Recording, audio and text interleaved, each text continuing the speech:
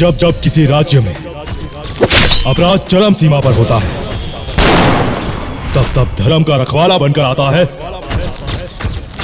एक मसीहा।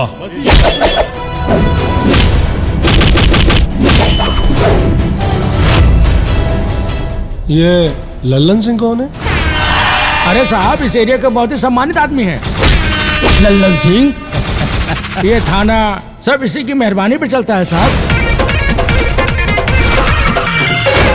देखी देखी हमके ऐसे काहे मुस्कालू, मरला पे अखिया गोरी हमसे लजालू।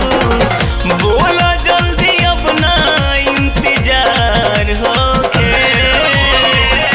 रब कर जब भी हमके प्यार होके, तोहरे से राजा हमर बहार होके। तेरा बहन के अर्श से फर्श पर बैठाई।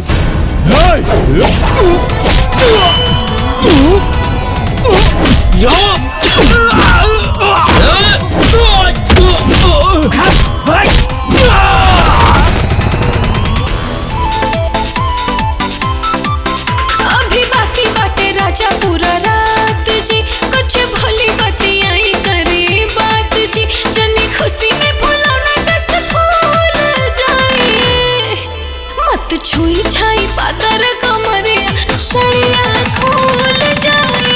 गाड़ी निकालो, आज इस लल्लन सिंह से मिलना पड़ेगा मुझे। आनी महंगा लगा के उठलाली, हमरा ठुमका पर मारी तनी ताली। बनल रही एनर्जी जबले रुपया न गात आई। रात भर नाचब नेताजी पैसा साथ जाए।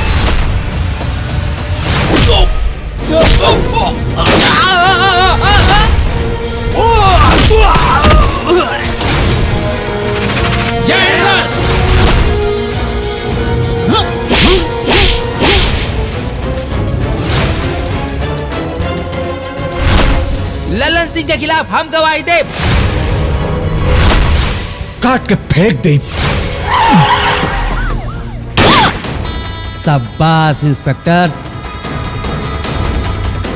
पूरा सिस्टम करप्शन से भरल बा पापा।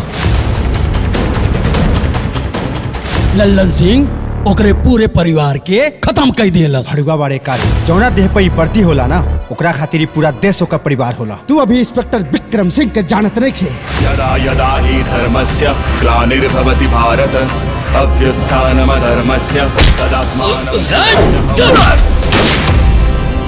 यदा यदा हि धर्मस्य ग्लानिर्भवति भारत, धर्मस्य सृजमहं परित्राणाय साधूनां च दुष्कृतं संसहाय संभवामि युगे।